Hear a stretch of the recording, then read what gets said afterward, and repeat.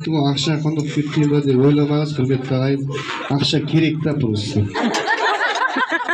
Так, бір фон болса оқып берейін, тыңдап тұраңызшы, иә? Талай кәдімгі ауылда жатқан есіме түспеден тыңдайық.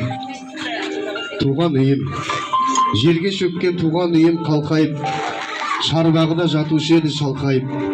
Ана жерде көне сандық тұратын, ана төрде әкем жатқан жантайып.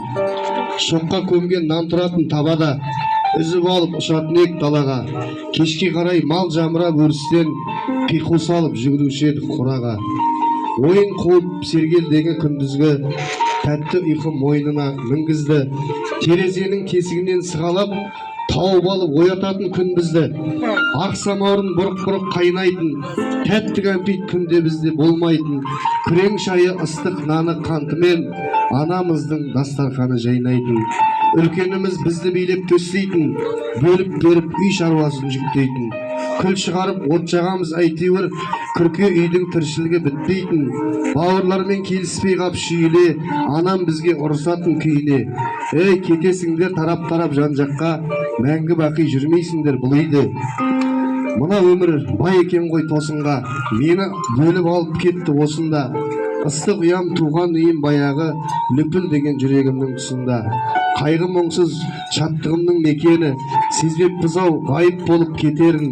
Бауырлармен өткізген әр сағатым, күрке үйдің берекесі екен. Кең сарайым үйімде бар іш аппақ, туған үйім қалып кетті жырақтап. Кәріліктің соңғы күні шіркін-ай, ұйықтап кетсем босағасын құшақтап деген.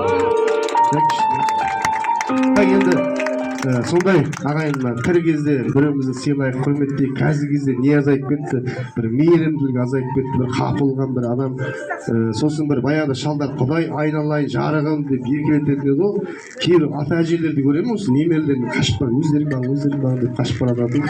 Жалпы немерені ата әже болуды не үшін армандайсың, немерелер болмаса? Немере шөберелеріңіз көп болсын, әрбір жанұяда той болсын. Ең сөз кезегін осы жерде